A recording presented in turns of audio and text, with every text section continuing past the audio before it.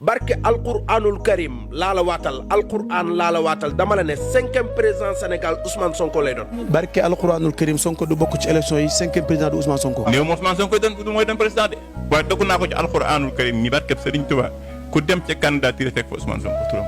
Ousmane ku dem Sonko ca carte mañ gàcce fekk fa Ousmane Sonko dina bokk ci élection 2024 kenn ku ko tee mën a bokk ni ko ci mim réew. yow gis nga bokk Ousmane Sonko. du bokk.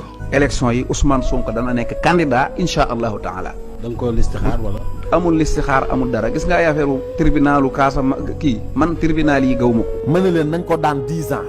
waaye président Ousmane Sonko man dama koo gis ci palais wu Sénégal. Ousmane Sonko mi ngi yaakaar ne mooy toog 2024 man maa la wax na la 2024 Ousmane Sonko du doon président Sénégal. 2024 incha allahu taala Ousmane Sonko mooy nekk président Sénégal. li ma xam moom laa lay garanteel mooy Ousmane moom du nekk président 2024. Ousmane Sonko dana nekk candidat ba pare te incha allahu rabi bi hawlillahi wa quwwati 2024 ku bëgg a gis président de la république xoolal Ousmane Sonko. Ousmane Sonko moom gisuma mu nekk président 2024 déedéet loolu moom ñi koy xalaat sax waaw man ay dof laa leen di jàppee. kon Ousmane Sonko dina toog. incha allahu rabi su fekkee ne yàlla maye na li maye nii wane amul dara lu ci soppeeku siège bi ci moom la nekk 2024. booy boo ñoom ñu def nànk dal parce que Sonko du doon président 2024. yàlla dogalagut mu toog président 2024 ci réew mi. Ousmane Sonko dama koo gis mu toog ci biir palais bi. barke yonenti yàlla Muhammad dama